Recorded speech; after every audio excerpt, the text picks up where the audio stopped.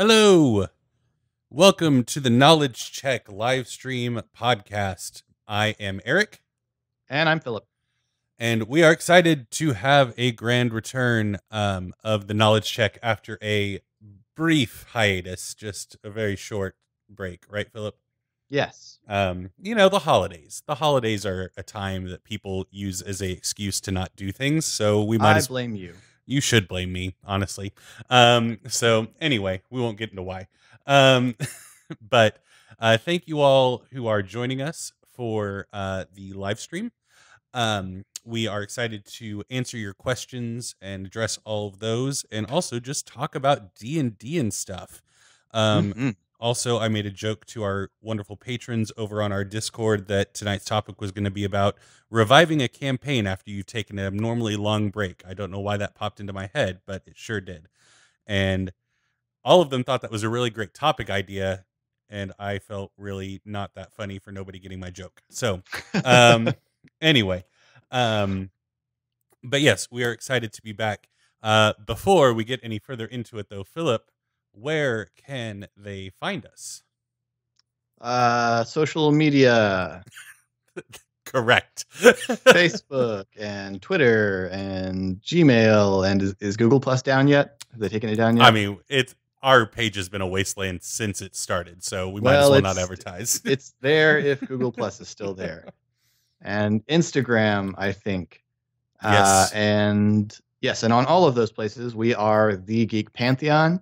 And you can also find us at our Patreon at patreon.com/TheGeekPantheon, where if you would like to have some creative contact with us as far as how we do these shows and give your advice to us and your opinion, and also just talk about, a lot of different random things on our Patreon Discord. Yes. You can pledge over there, and we certainly do appreciate our patrons. Yes, we do. They keep things very lively and interesting over in our Discord. So yes, we are very thankful for all of our amazing patrons. So we've been gone for a really long time. So a lot of stuff has happened in terms of D&D over the course of October, November, and December, and half of January. So we're probably not going to get into news right now, unless there's anything that's jumped out at you, Philip, that you would like to share with the people. Sidekicks. Yes. The UA article on Sidekicks is out. And this is a reintroduction of a 3rd edition mechanic of NPC classes. And so we got 3 NPC classes, a warrior class, an expert, which is a skills-based class, and a mage class as a caster that can have either arcane or divine spells. And basically, the idea is you take any stat block that you want, NPC, monster, whatever. You take a stat block, and you start there, and then you tack on these class levels.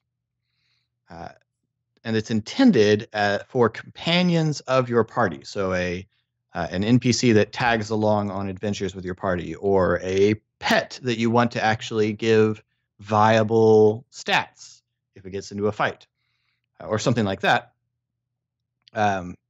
Because the intention is that these NPCs level every time the characters level, rather than having to manage their own experience. Indeed.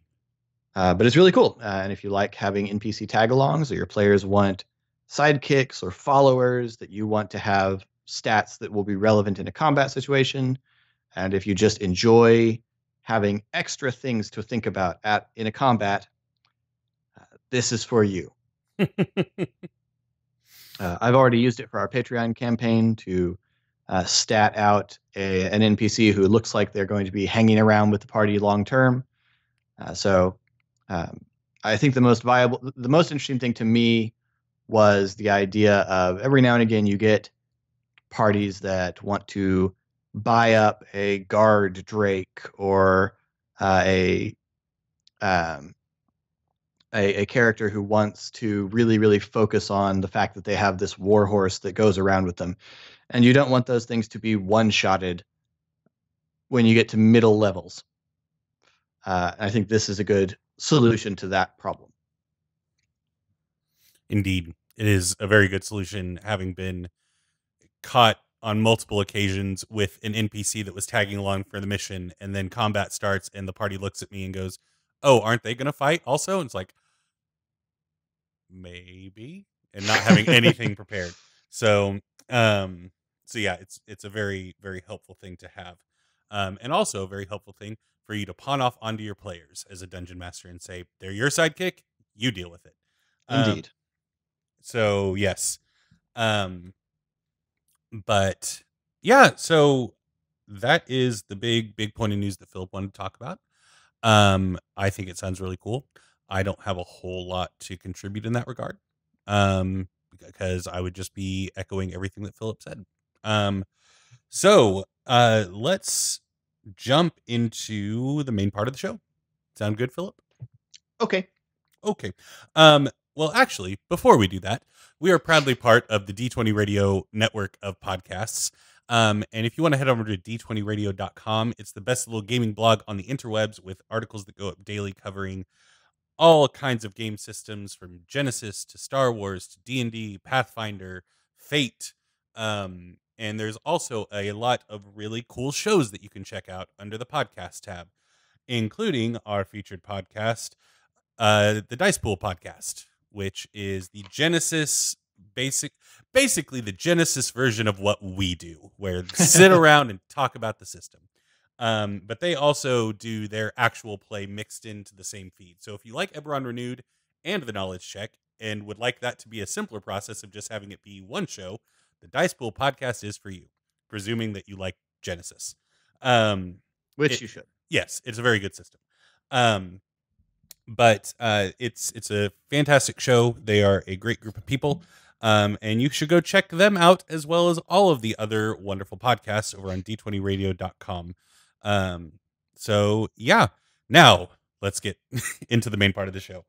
I feel like we've been less rusty this time than when we took like a 2-week break, like a few months back. That was just a dumpster fire. Anyway. So yeah, I do want to. I know I did it as a goof, and but everybody in the Discord really seemed to like the idea. So let's kind of just touch on how to get the magic back, Philip. Sometimes you've been going in a campaign for a long time and you have to take a break. It's just life gets in the way, or just whatever happens. Sometimes your dungeon master gets burnt out and needs to take a break. And you step away from the table for a couple months, and then everybody's like, "Hey, let's get back together and play the same campaign and just pick up where we left off." How do that? I've only ever done this deliberately because me and the other GM that I play with in my home game, we take turns running a season of the campaigns that we're doing.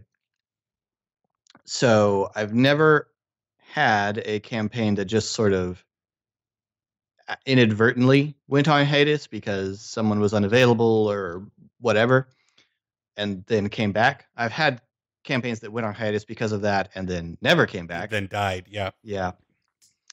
But I've never had one. I've never picked up a campaign that I didn't end knowing that I was taking a break. Yeah. So I don't really have any experience to offer as far as your group just hasn't been able to get together in like 4 months, but now you want to get it back going. But you stopped like mid-adventure or something. Yeah. At the end. I don't really have any experience doing that. Me and another GM alternate. Yeah. And that's as close as I've got. Is I'll go a few months without running the game. But knowing that it's coming up, I usually plan some sort of substantial moment that's going to end the arc. I don't end on a cliffhanger because you can't maintain that tension over that many months. Yeah. Especially, You can do that with a TV season, I guess, but you can always go back and rewatch a TV season to remember what it was. But you can't do that with an RPG unless you record it, I guess. Yeah. um, but I usually try to provide some closure at the end of an arc if I'm going to be taking a break.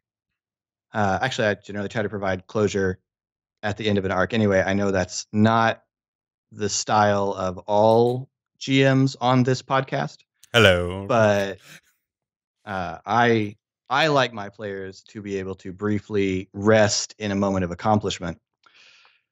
So it's overrated. Yes, apparently. You'll sleep at the end of the campaign, right? Eric will sleep for a long time at the end of the campaign. A Um, long, long time. Let's go back to that Hamlet speech. yes. For those of you that don't know what we're talking about, go check out Eberron Renewed, our actual play podcast. Yes. Yes. See how it looks when a DM doesn't. Yes.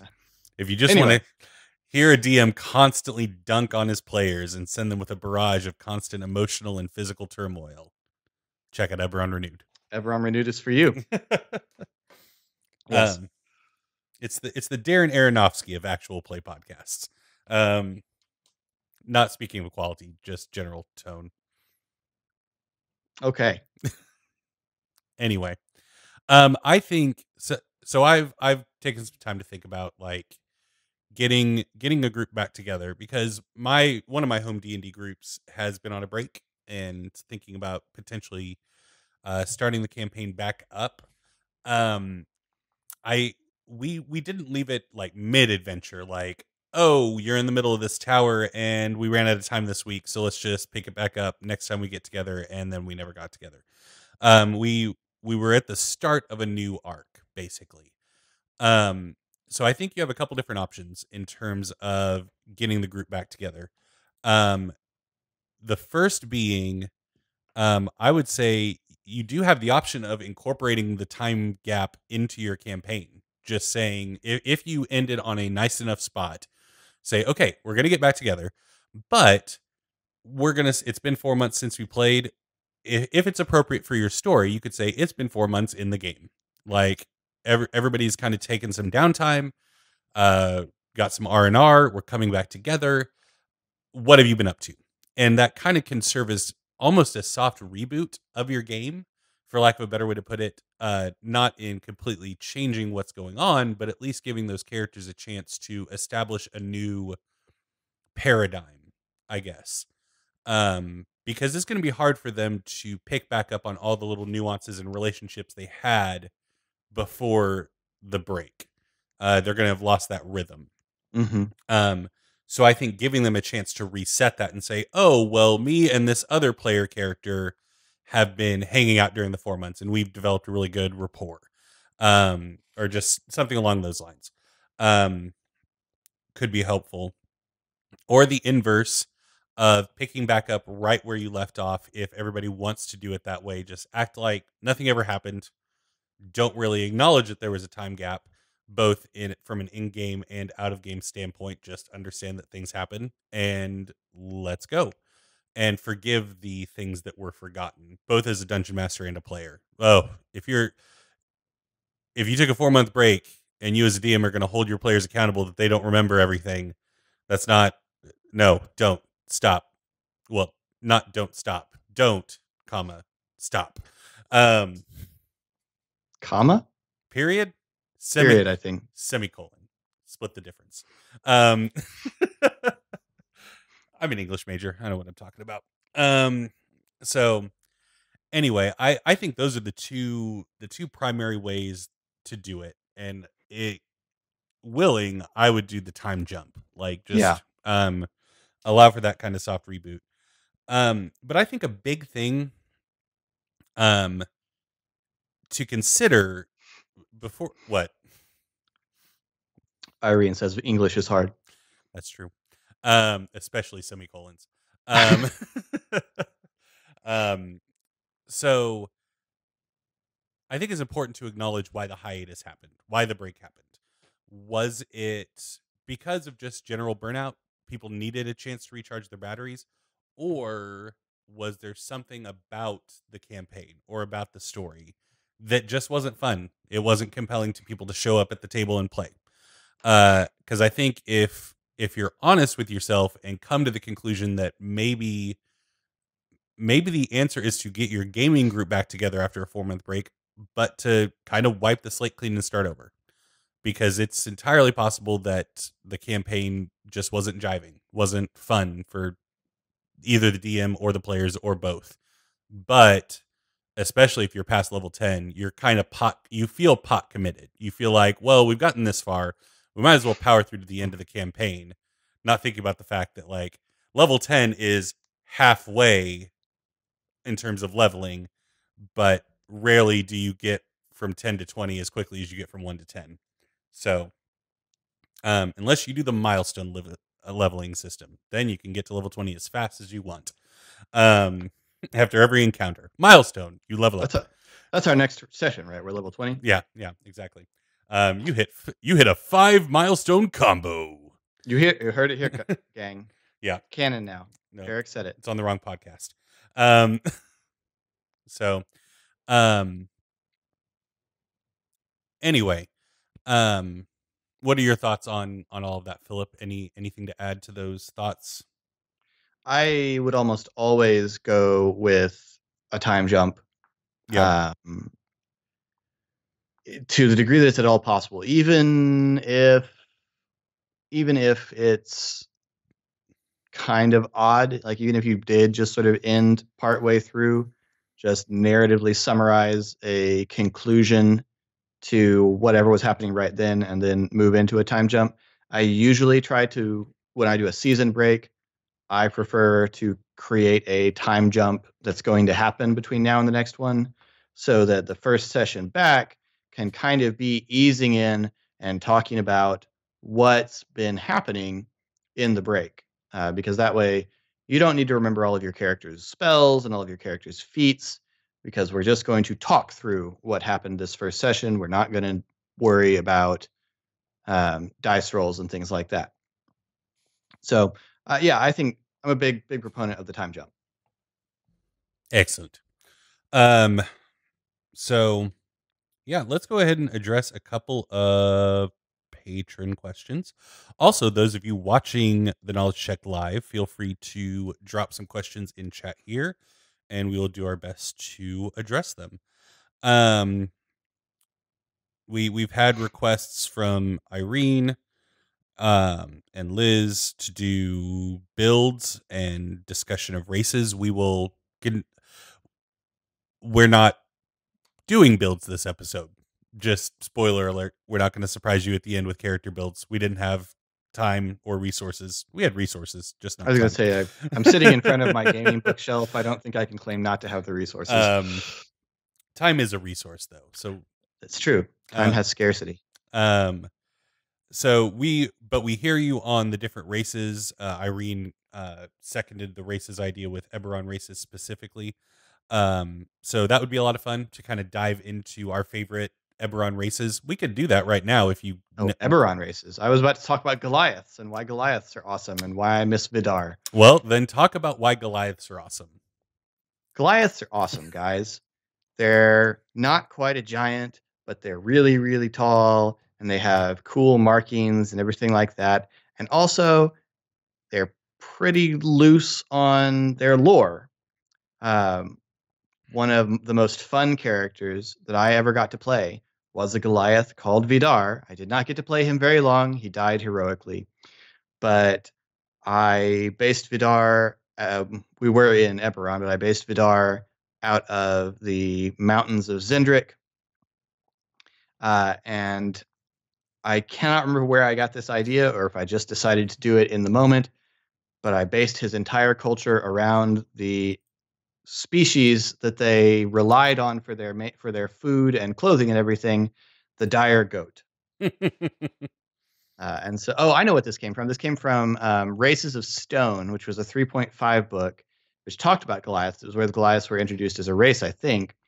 And it talked about this sport that the Goliaths played called goat ball, where they would fill a goat skin with stuff and throw it around like rugby. And I just took that out to every degree. And so, the alcoholic drink they preferred was fermented goat's milk, and Ugh. all of their food was based on the dire goat, and all their clothes were based on the dire goat, and everything. Yes, Laura, Eric killed him. What's up? But yes, that was immensely fun. And just playing, he wasn't dumb. Like, I didn't make him, he wasn't Grog from Critical Role. He wasn't just a big dumb guy. But being a character that was all about being strong and being competitive and having strength be that thing that he could mostly compete in was a lot of fun, especially because another player in the game was playing an orc who was big, strong, and dumb. They were fast friends. It was a buddy cop Yes, movie. it was. It was magnificent. What was his orc's name? It starts with Grok, Grok. or Grok. yeah. And so, yeah, Grok and Vidar. I think one of the most hilarious things that happened is that when we worked out what their ridiculous strengths were and worked out their carrying capacity, and then worked out, because this was Pathfinder and there were all sorts of detailed rules on what you could carry, and based on your carrying capacity, how much you could lift, and based on that, how much you could drag. And we found in the town we were in, I don't remember why, but this old lady needed help moving a load of bricks, or this dwarf, or someone needed help moving a load of bricks. And we worked out that between us, we could move like 2 tons of bricks in one trip if we could drag them. Yeah. And so we loaded them onto sledges and dragged them across town. And I think we turned it into a race somehow.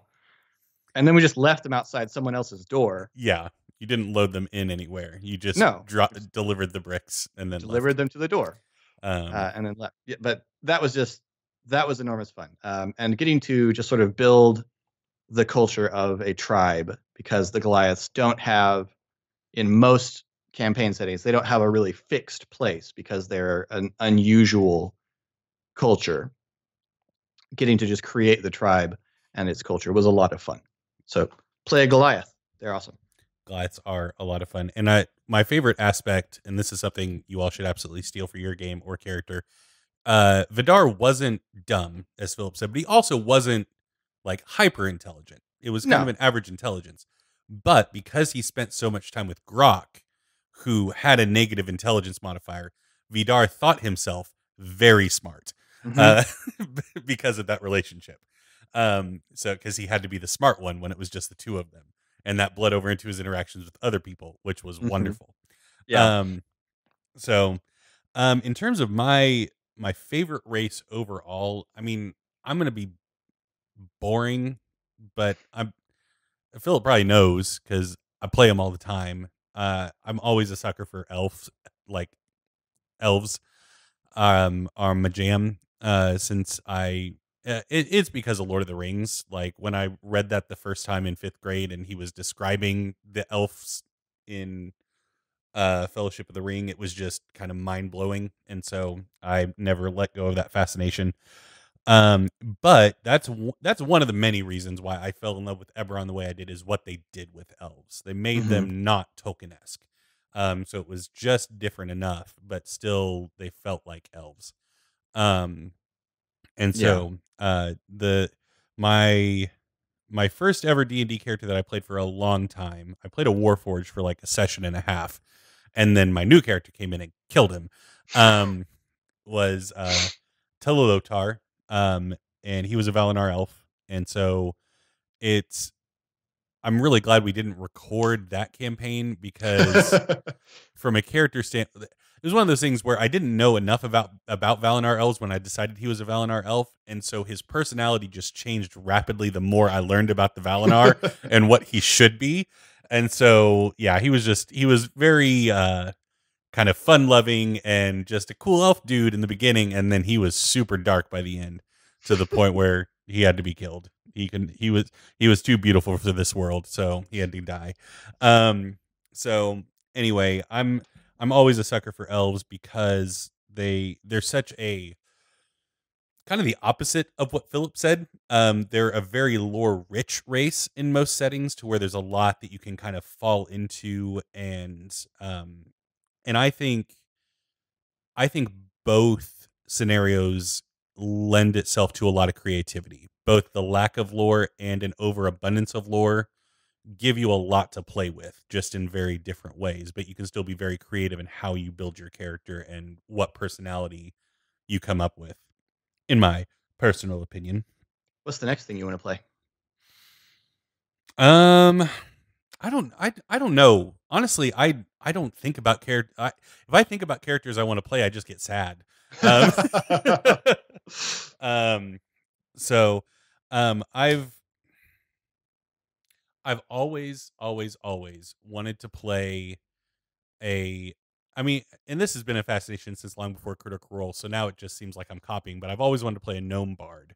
Mhm. But the conceit with my gnome bard is that all of the spells that he sings are just the worst, like mid 2000s rock, like I'm talking like Daughtry, Nickelback, like just he sings that type of rock and roll to cast spells.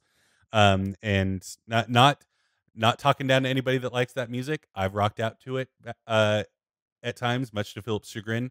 But yeah, I've always thought that would be a very fun character to play. Um, so what about you? What's the next Look, character? Darren wants to know why your Warforged didn't last. The Warforged didn't last because I made him a bard. Ironically, the next character I want to play is a bard. But for a first character in 4th edition D&D, I just it didn't gel. I didn't like it as much as I thought I was going to.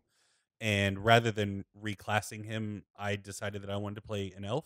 So, um, oh, and Irene informs me in chat that there's a halfling bard on Dungeons and Randomness that sings that stuff. Well, now I'm just wholly unoriginal. So, scrap that character.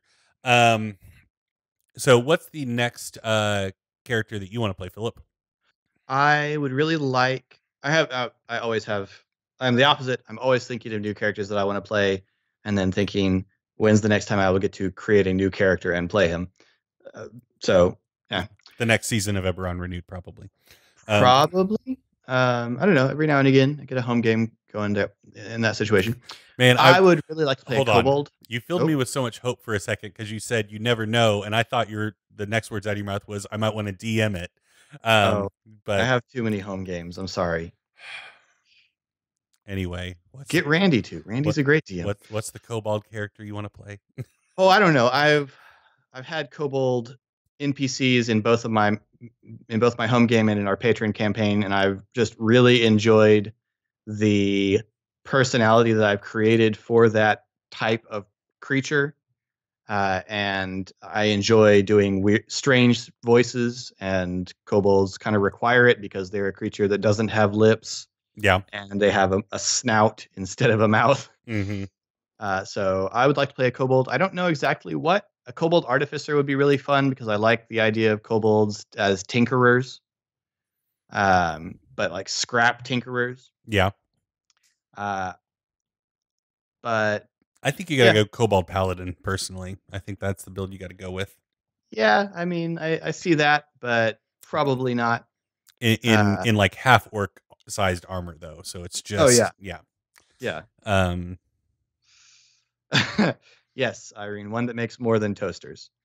Yes. To explain, in our patron game, my kobold NPC is kind of a scrap tinker, but her main product is toasters. She makes toasters. um, okay, so Colin had a question in the Discord. Those of you wondering, how did we get those questions? These are from our wonderful patrons, submitting the questions like they do for Eberron Reviewed as well. Colin wants to know, you kind of touched on this before, Philip. How to do a season finale style session if you know you're about to have a break and play for a long time? So, do you have any more that you want to speak to that you didn't say earlier?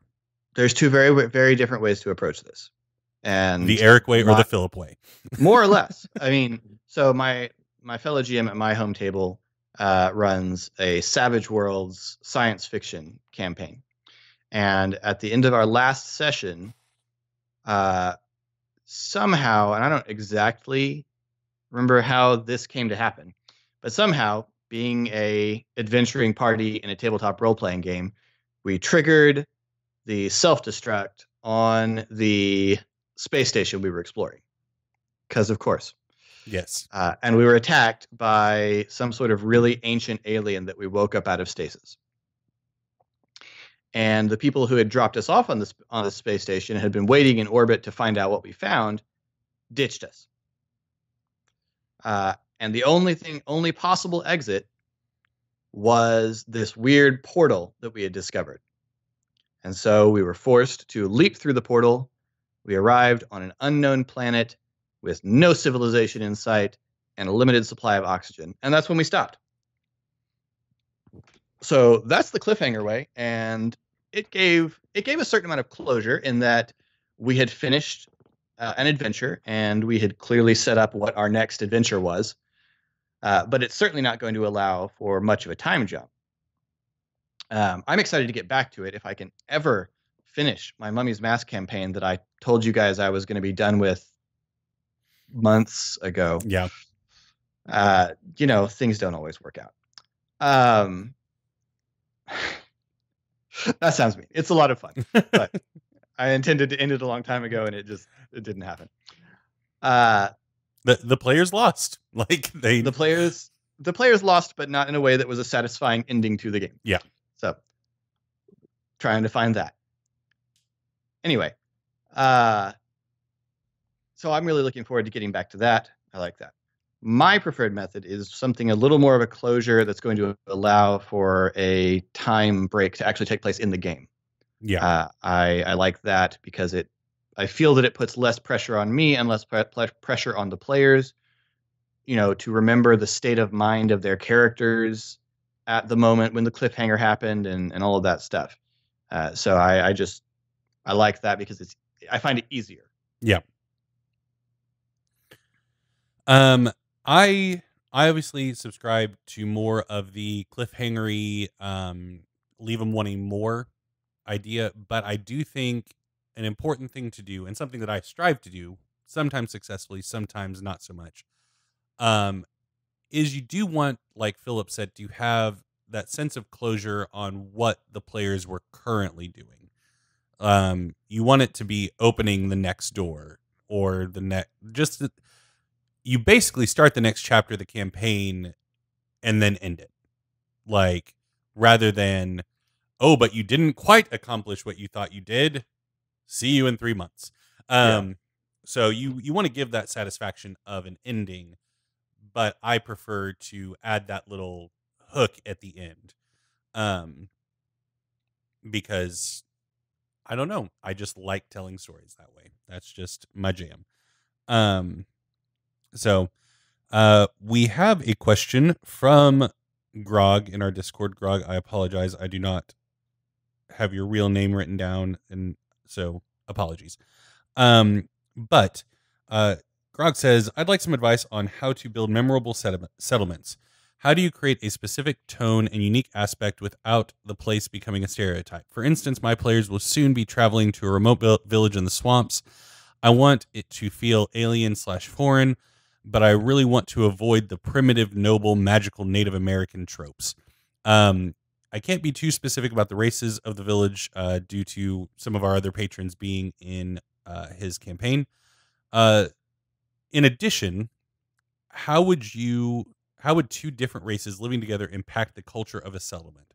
My PCs are wrapping up a series of villages in the mountains that are predominantly populated by dwarves, and tieflings, with 10% being other common races. It was a fun series of villages of paranoia and demons, but I never really perfected how the dwarves and tieflings together would create a unique synergy. I have many other dual culture settlements where neither one is human. How can I use these demographic facts to create something really special? So let's deal with the first one first. Unique settlements without falling into the typical tropes of the noble natives. I think a good evocative name is the first step to any good place that your party is going. And I mean, the standard fantasy thing to do is either name it in a made-up language or give it a descriptive compound name in English. Yeah. So, well, okay. In the last arc of Eberron Renewed, um, Jeff played uh, Thorin Stone Knuckles, and we were talking about how uh, he was using a spell, and he referred to it jokingly as the Copper Point. And I decided that Copper Point was obviously an excellent nickname for a dwarf settlement in the Knuckles Mountains. And Copper Point just sounds like a dwarf settlement. Like, it doesn't sound like anything else. It sounds like a dwarf settlement. It evokes a certain something that you have expectations of this town immediately upon hearing the name.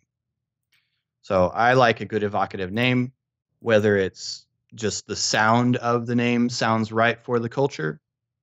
I'm playing a desert Egyptian themed campaign. That's my Mummy's Mask campaign.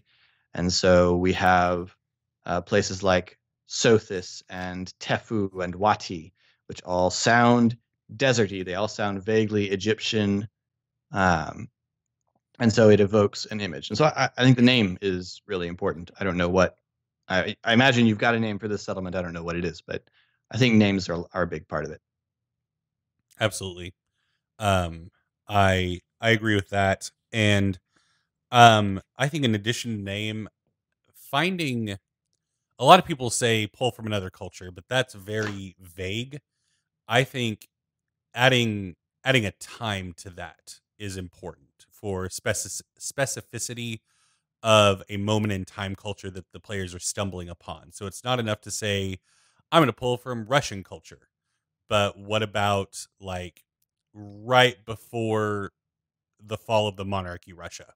Like, look into that and see what that culture was like. Rather than German culture, what about Weimar Germany, where, it's in between the two world wars and things were really bad. Like looking to, I know I picked two really bleak points in history, but tells you something about Eric as a DM. Yes, but picking specific moments in history and pulling those cultures in, and not just copy pasting them, but finding one or two things about that culture that's evocative to you, because you're not going to remember everything, and it won't work if you're trying to do a village in the swamp and you're looking at Weimar Germany. There's only a few aspects of that are going to work. But another tool to use, in my opinion, is the Dungeon Master's Guide, because they have some wonderful, say it with me now, rollable tables. But I'm not saying you have to use them as rollable tables. I have in the past to make settlements, and it's a lot of fun because it gives you like important important trade. What does this settlement import and export? Who are the leadership? What type of government do they do? What things have happened recently in the village? Like, what are people going to be talking about? So, like, world-shaking events, rise of a leader or an era, fall of a leader or an era, assault or invasion. Like, and these can be as big or as small as you want them to be. Like, fall of a leader could mean the king of the kingdom that this village is in is dead, or it can mean that the mayor died. Like, both are going to be, one, the mayor dying is probably going to be more shattering for that village than the king dying, depending on the country. But those are the tools that I use when I'm trying to come up with a settlement that doesn't fall into tropes. Is I'm not going to lie to you all. I roll randomly because sometimes the stuff that gets sparked by my imagination. Now, I don't do it at the table. Obviously, during my prep work, I roll randomly and I will adjust accordingly if something doesn't make sense. But it will ignite my imagination by having two things that normally don't go together and me saying, how do I make these work in my planning session? And coming up with some pretty interesting towns that way, just for fun. So I think another thing that you can do is, especially with your example of the village in the swamp, if you're trying to avoid the primitive stereotype, well, then you need to tell us why people who aren't primitive live in a swamp. Yep. Why do these people choose to live in the swamp? What is there that draws a population to this place? Is it in some way religiously significant? Is there some economic resource here that they're trying to exploit Is it a boom town because this thing has been found in the swamp? And then how does the geography shape the physical reality of the village? This is in a swamp. It's obviously in danger of sinking into the swamp. Is it on a nice dry hill? Is it built up on stilts? Is it up in these big giant trees in the swamp? There's lots of really cool things you can do there, but you've got to figure out why have the people settled here if you're trying to make the village a character. There's a really neat article on Keith Baker's blog where he talks about building a campaign around a town that's kind of like an Old West thing, and talks about just the different aspects of the town that you have to build and the different factions that would exist in that kind of town, and that might be worth checking out for this. But I think, yeah, I think why do people live here, and how does this place, how does the where of this affect the physical shape of the town? Are two things you want to figure out. Something else that's important when you're introducing a new location to your players to make it easier for them to know what kind of culture they're walking into. Have something significant happening in the village when they arrive. Is somebody on trial for a crime? Is it a solstice celebration? It like Hmm. something should be happening to indicate the culture to the players when they enter the town. That way they're not having to walk around and just talk to people randomly trying to figure out what kind of place this is. Hmm. They walk in, they know it's the mayor's birthday and they're doing this thing for the mayor. And what they're doing for the mayor can say a lot about the town, whether or not they're giving him a cake or they're sacrificing a bull. Or um so yeah, that'll tell you a lot. Yeah. Uh Now, the more difficult half of Grog's question, I feel like blending two different cultures that live in one settlement. So Um, I have an opinion about this. okay. Um, I think now, if this is the way your world is, obviously that's fine. But when I approach world building, I think it's sometimes an error to assume there is a tiefling culture or a dwarf culture, because I mean, we have a tendency to fall into the Star Trek Yep. stereotype where there's a global culture for this group of people. There's not a human culture. Human culture varies by place. Geography affects culture much more than your species. I would guess, since almost all of our uh, stereotypical fantasy species are bipedal and have to breathe oxygen and eat food. Like Yeah. they're all essentially humanoid. So there's no reason, if you don't want there to be, there's no reason for there to be one dwarf culture or one tiefling culture. What you have is the culture of this place, not a half dwarf, half tiefling culture, but this place's culture. Well, and I think an important question that you probably have the answer to that we don't is how, when, and why did the dwarves and tieflings come to live together in these villages? Is it a recent occurrence? Because then you're going to have some distinction in culture. Was it 1,000 years ago? You Hmm. might have some mild, like maybe minor religious differences just based on stories that they were told and passed down. Minor cultural differences, but day to day, they will probably be pretty homogenized by this point. So it's that's an important thing. I think and socioeconomic status is one race more economically sound than the other. That can also play a big role. Your question raises 1,000 more questions, and that's good. That's a good thing. That's what you want. But answering those questions will lead you to your answer. Um, if you're dealing with multiple races predominantly living in the same place, if it's a recent occurrence, then why did one invade? Did one try to escape their town that was under attack and now they're refugees in this town? Um, did their two villages just grow so big and then the borders just collapse into each other and now there's this weird half town thing where um so yeah, there's a lot of other questions, but I think if let's say hypothetically it's been a long time they've lived together, and in the rest of your world, like you have it set up to where maybe elves, it's elves and gnomes, just picking two races out of a hat. Um, Elves of the region have a culture, gnomes of the region have a culture, and these villages where they live together are outliers. Then I would just pick and choose, like, which ones rose to the top. Like, if they are completely homogenized culture, there's no socioeconomic difference. They are both the ruling class of the town. And they came together, at least they're amenable now.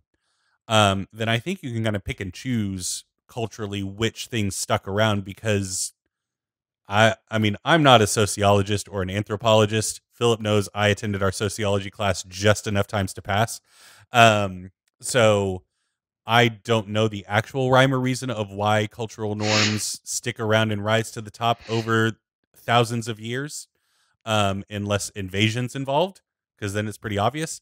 But I think do what's interesting. Like, if and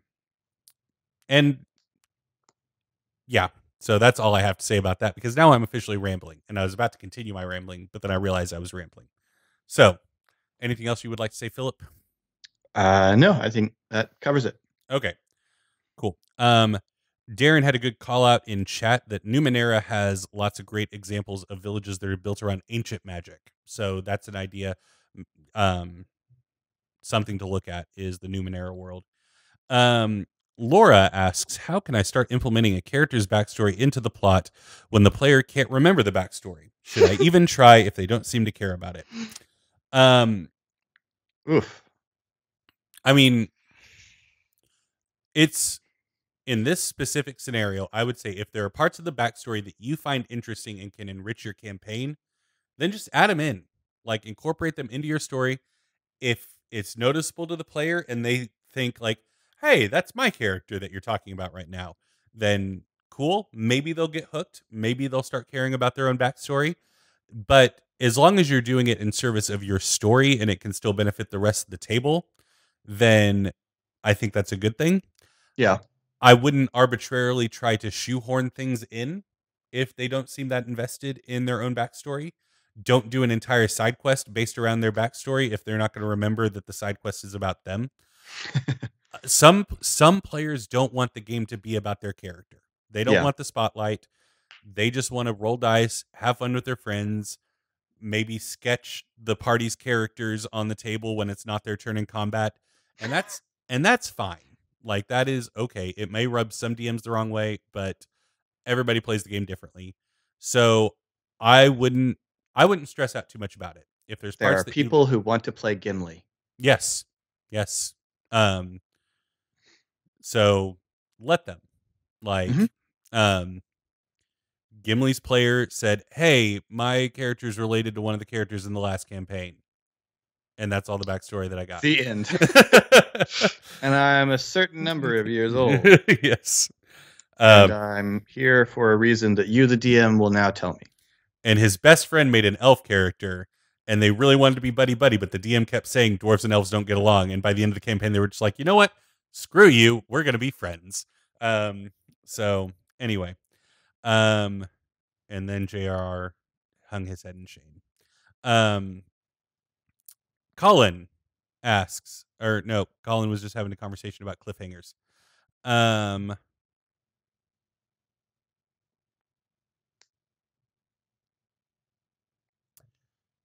Looking for questions. Fill in there. Laura says in the Twitch chat that the player seems to like when it's about him. He just can't remember his own story.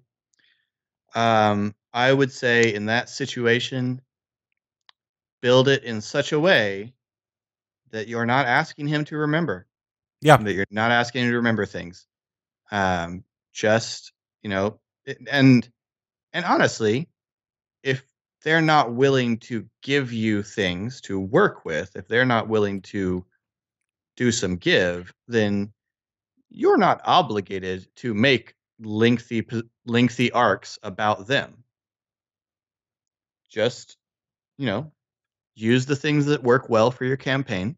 let them enjoy it when it is about them. But if they can't remember who their character is from session to session, then no, they're not going to be they're not going to be the central hub around which the party's adventures operate. That's totally fair. Yeah, I concur. Next question. Liz asks, "Do you think you could discuss falling out in games?" I've had a situation. I have twice had the situation occur where players in games I'm in have turned out to be real buttheads outside of the game. How would you handle stuff like that? Um, and she goes into a bit more detail, but it's not necessary. They were genuine buttheads. We'll just leave it at that. So I mean, it sucks, but if if there are people at the table that are making the game less fun to be a part of, then something needs to change. Either you need to exit from the game, they need to exit from the game, however you need to handle it. Yeah, I mean, there's It so many different things that would go into this decision. Is this a group of your friends? Is this a group of people you don't know that well? You just play D&D with them at the game shop or something like that. If it's a group of your friends and one of them's being a butthead at the table, then talk to them about it in the way that friends can. If more what we're talking about is people you don't know particularly well, but as it turns out, they're really nasty people outside of the game, and that makes you just not want to spend time with them, then I don't know. There's so many variables here. If it's your game and you don't want a person to play it anymore and you don't know them that well, I guess you have the right to ask them not to be in the game anymore. Yeah. I don't see why you wouldn't. If you're playing in the game and there are people there that you don't want to be around, I guess it's kind of you exit the game. I don't play with strangers a lot, so so I don't have a lot of Uh, I don't have a lot of places to work with here. I mean it does suck, specifically in the Yeah. situation you're talking about where you find out like it from what it sounds like, you started playing games with these people. They seemed like really good people, really fun people. You developed a relationship with them, and then you find out outside of the game they are bad people. Um, in that situation, yeah, I mean it is truly a unique situation from person to person, from table to table, and I think it would be a disservice for either of us to try and shoehorn all the variables into one fit all answer. Um, I think just do whatever you are comfortable doing. If you want to talk to the DM, if they're not one of the people in question, express that concern to them and see if you all can reconcile your game without them. Great. If you're uncomfortable doing that and you just need to exit, there's no shame in that. Like, Mm. um, so sometimes the best thing to do is to just walk away and find another group. So, um, yeah, but that's what we've got on that. Um, and in general, just the general idea of falling out in games.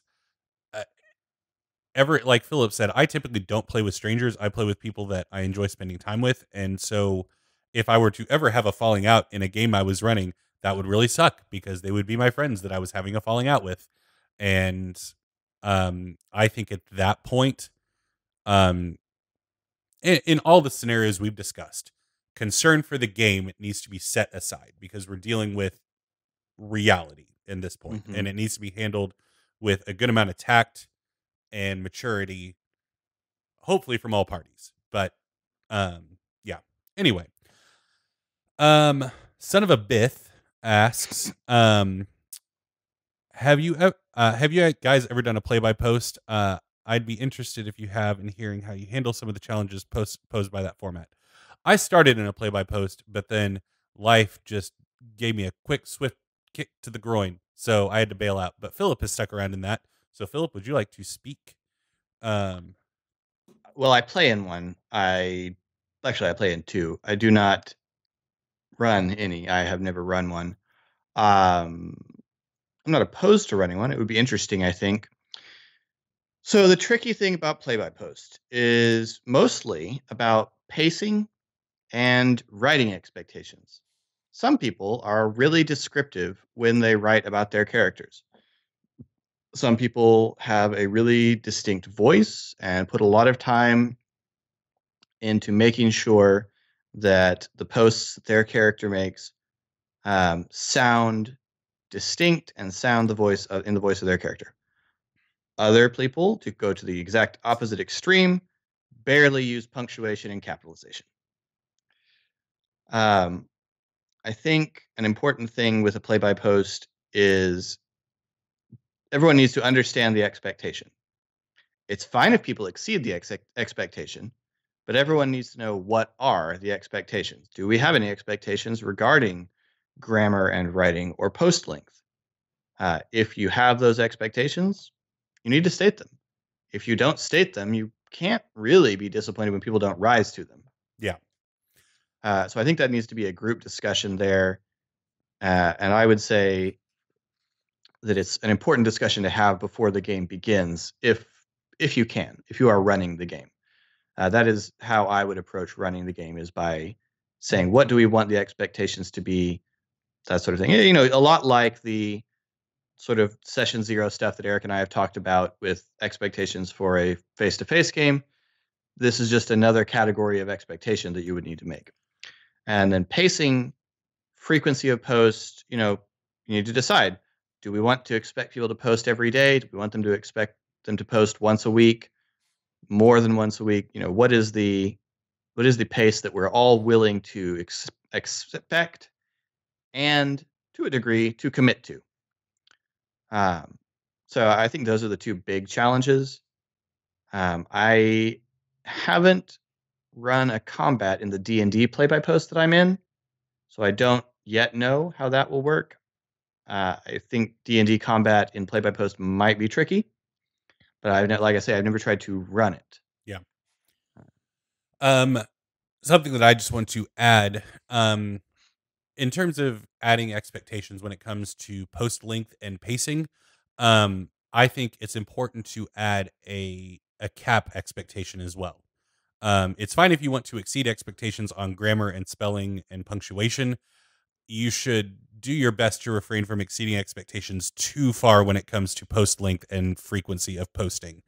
Because you don't want to force people to read a 6-page treatise every time you post.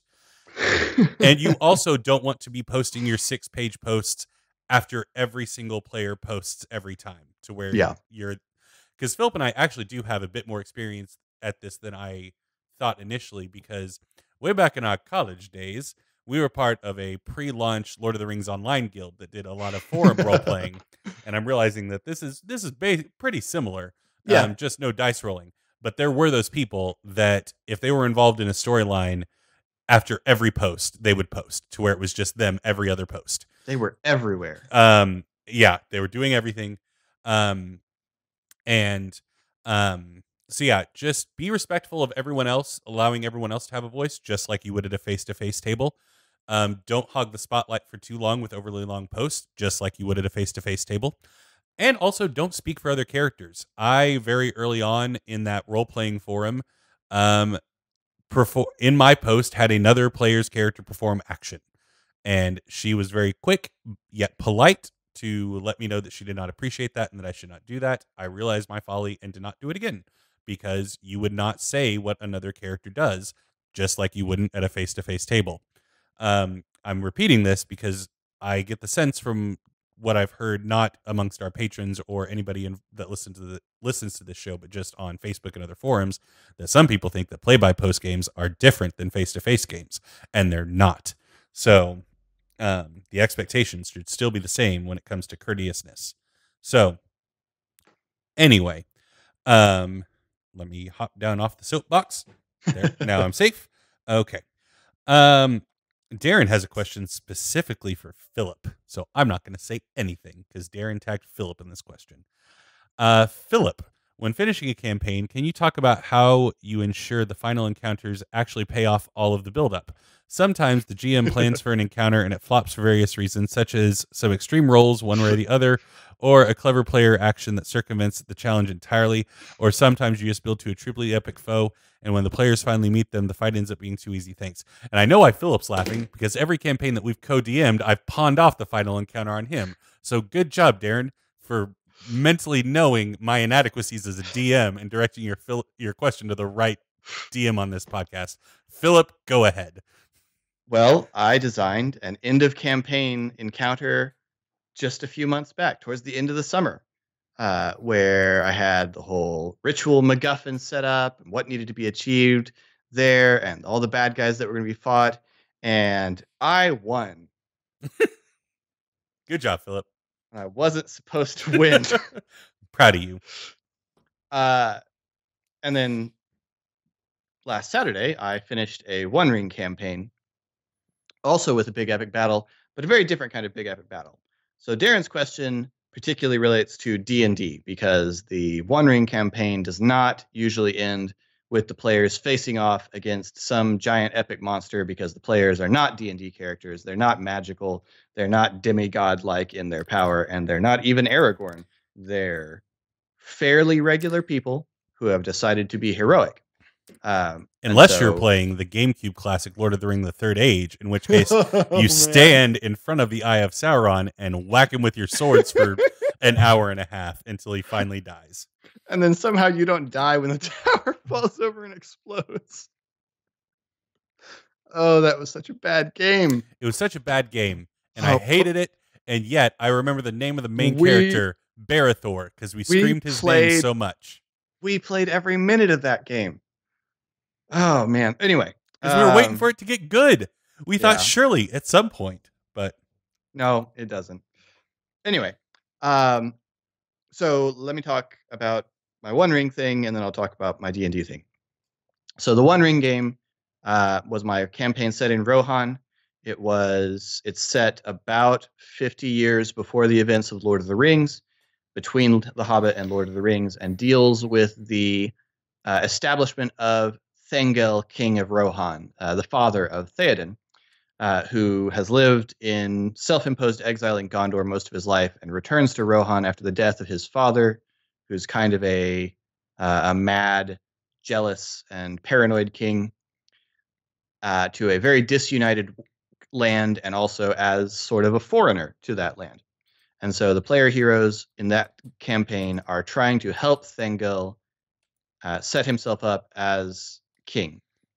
And the campaign is all about trying to unite the two halves of Rohan, the east and the west, mostly through attempting to set up a marriage alliance between the two marshals. And the campaign ends with an orc attack and a big epic battle, but not against a single character, but against an army of orcs as part of an army. And I have to say, I'm not really satisfied with the way my Rohan campaign ended. I feel like I kind of rushed the ending a little bit. The way that this one was designed, and I was not designing this, this was an adventure I was running, is the battle takes place over several scenes, and how the characters fare in each scene determines the overall outcome of the battle. And my characters were all knocked unconscious in the last scene, falling heroically, but not dying. And overall, the battle is won. And then we did a little epilogue. So I don't think I took enough time building this one up and then delivering. I feel like it felt rushed to me. Yeah. So I don't know if that's a very good example. But as far as how to end a campaign in a satisfying way, I think the key thing here is that the players feel that the story they are a part of has come to a natural end. Not every player is going to feel like their character is done. That's just a reality. I mean, in an ideal world, sure, but I don't think I've ever played a game where every character really felt like their character's arc was complete. So that's just not going to happen. What you're trying to do is make it seem like this is where the novel or the movie or whatever analogy you want to use, this is where that would come to the logical conclusion. And so the reason that my Mummies Mask campaign did not end with the defeat of the players is because while a season of a TV show might end that way, or one movie in a series of movies might end that way, a novel does not end with, and thus the reign of the evil god King Hakatep began, and all the land was cast into darkness. I mean, it could. But yeah, but I don't want to read that book. If Tolstoy was your DM, that's how the campaign would end. Cormac McCarthy. Yep. I don't want to read that book. And so I don't want to GM that game. So the players lost, and I allowed that to happen. I could have just fudged the dice rolls, but I didn't want to do that. I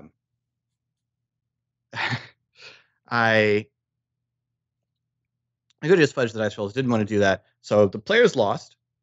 And then I've talked about this, we had an 11-year time jump to well into the reign of the evil god King Hakatep, and now the players are part of a resistance movement trying to overthrow him. And we're moving towards gathering the mythical weapons and powers that they need in order to take down a demigod, which is and fix him. Desperately how Philip and I both want Avengers Endgame to play out, but probably not. Yeah, I want them to chase down. Thor got a new hammer. I want everyone to have a mythical artifact at the end.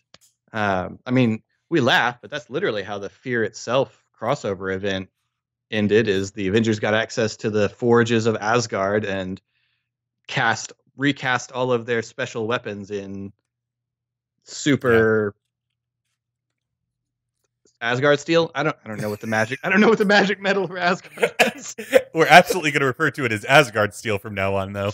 Darren had a follow-up question real quick. In retrospect, do you wish you had fudged the dice rolls? I don't know. Part of me certainly does, because it really could have been a good, epic, and perhaps satisfying ending. But at the same time, I don't like doing that, because I don't like the feeling of D&D as scripted. And I as a player hate it,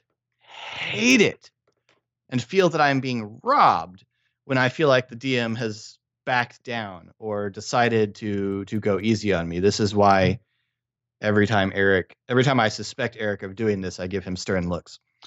It's very true.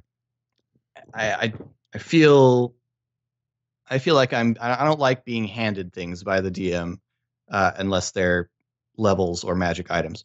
I don't like having a fight given to me by the DM. And also in this case, I had kind of set up the villainous plot, and the players had, through frankly logical decisions, fallen behind the villainous plot, and the villain had gotten ahead of them, and they made one last desperate attempt to interrupt the villain's plan before he achieved it, and they got beaten. They lost fair and square.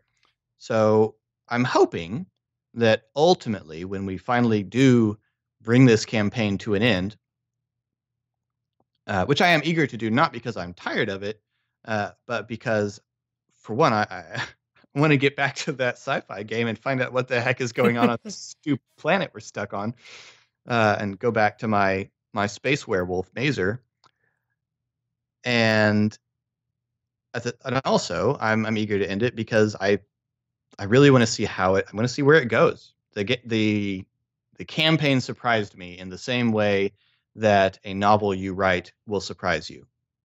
It's the fun thing about mutual storytelling, is that I'm not really in control of everything that happens. And so being surprised by the game, being surprised by what happened, it threw me an interesting challenge, and I'm hoping that in the end, this will conclude in a way that is more satisfying for everyone. So as I begin to build back up, what I'm trying to do, as I kind of start to think, what does the last thing look like is I'm trying to provide the players with information of how do you kill a almost god, because that's obviously the problem they have to solve. Is he's obtained an artifact that makes him effectively immortal, so they've got to do something about that. So I'm trying to give them resources to use to find out how to achieve what they're going for, and then I'm at this level with them being very high level, and this is, I think, something that's a good idea in D&D. I want to let them form their plan. I know that at this point, the villain, he's working on something, but it's more of a slow burn project. He's achieved his end. He's got a palace. He's ruling Osirian. He's not. He's succeeded in his campaign for the most part. Yeah. And so at this point in my book, it's more on the players to formulate a plan and go after him. And I know what his defenses are like, and I know what he's ready for. And so I haven't built this encounter yet, and I think the encounter is going to be built once I know what the player's plan is for taking him down. And then I'll build what does that encounter look like. But I totally see, I worry constantly about the things you're asking about, Darren. I worry constantly that we're going to get there and the players are just going to steamroll the villain. I worry alternately that I'm going to make it really hard and they're not going to have any chance. I mean, the fight on the tower that almost ended the campaign came down to a round. Like, if the players had been on their feet for another round, Yeah. they'd have won. So I feel like that was a good encounter because the players had a chance at victory and ultimately just lost. The dice did not favor them. They didn't have, maybe they didn't have some of the things that might have been useful to them because they took some shortcuts that they kind of needed to make up time, but that meant that they missed things that they might have picked up. And so, I worry constantly about that. And so I'm hoping that by allowing the players to sort of plan how they're going to go about it, I will get some clues that will help me build that encounter in a way that'll be a satisfying conclusion when we finally get there. But I think the most important thing with ending a campaign is a good epilogue session, or at least some time given over to an epilogue. I guess it doesn't have to be a whole session depending on how long the campaign has been. But this campaign that's been going on for some years now, I probably will give it a whole session after we finish, is we all come sit down the next week and talk through what happens to our characters afterwards. Because I think that solves the other problem, that a lot of players are not always going to feel that their character got the full arc that they wanted. Their character's journey wasn't quite over when the campaign ends. And so having an epilogue session really gives you the opportunity to give players a chance to tell the end of that story. Yeah. Have the end of the 80s movie where we freeze frame on different people and then we get the little subscript under them. Well, and I think an important thing to consider is your plans for after this campaign. Like, are you going to start another campaign set in the same world, in the same timeline with new characters, or is this the end of this version of the world? I think that plays a role in how you wrap up a campaign. Or you could start thinking about, okay, it's probably time that I start considering the end game of this campaign. How am I going to end it? And then you get so paralyzed with fear that you instead add another layer onto the villain's plan of the campaign to make it longer, so it'll never end. And then you never have to deal with trying to end it. Is that what's happening? No, I kid. Okay. I kid. Been sitting here like, what's going on? I kid. So anyway, that is all the questions that we have from our amazing patrons. We're at about an hour and 20, a little bit over that.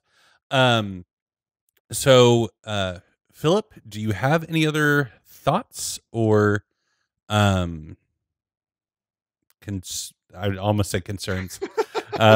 Joys, concerns, prayer requests, anybody? No.